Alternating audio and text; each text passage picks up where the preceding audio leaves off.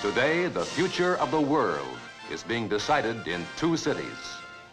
One of them is Washington, D.C.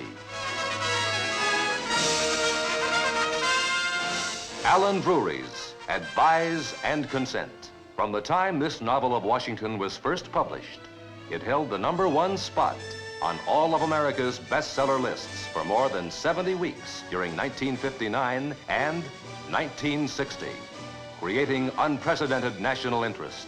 From all over the world, correspondents arrived to report on Otto Preminger's filming of the motion picture. Senators, political personalities, international diplomats, newspapermen, and members of the Advise and Consent Company at a party celebrating the start of production. Here, in the heart of Washington, Otto Preminger films the Pulitzer Prize novel, Advise and Consent. It's a story of the men and women who live and work in Washington, their private feuds and public conflicts, which affect the lives of everyone, everywhere. To tell this story, Preminger's cameras move in where no motion picture cameras have ever been permitted. In the very room which saw the Kefauver crime investigation and the McCarthy hearings, Preminger stages another controversial inquiry. A word of warning, these people are all fictional, so don't try to guess who they are. We want to know what you intend to give away to the communists. I don't intend to give anything away, Senator Cooley. What do you know about him? He's a communist. Walter Pidgeon stars in the most important role of his career. You call that a deal?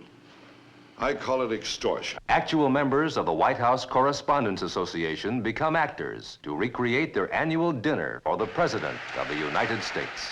You can tell your readers that the president hasn't changed his mind about his nominee one fraction of an inch.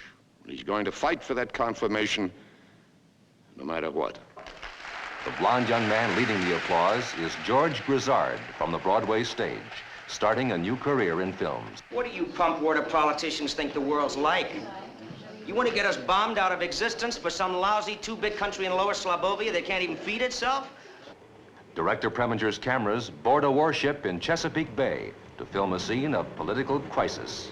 I don't know, Mr. President. But last night I saw Brig Anderson. I saw a man in terrible pain. I wonder if Leffingwell or any one man is worth all of this. Gene Tierney returns to motion pictures as Washington's most talked-about hostess. The setting for her lavish party is the famous estate of a former ambassador to Russia. Among the guests, you may recognize government officials and leaders of Washington society who play themselves. All sides of Washington life pass before the camera lens, from the hubbub of the social world to the suburban homes that appear so quiet from the outside. That awful creature on the telephone. He knows what he's talking about. He's not making something up. Now, something's going to happen if you don't do what he wants, and you've got to prepare me. He's dead. Break. In his office. Cut his throat.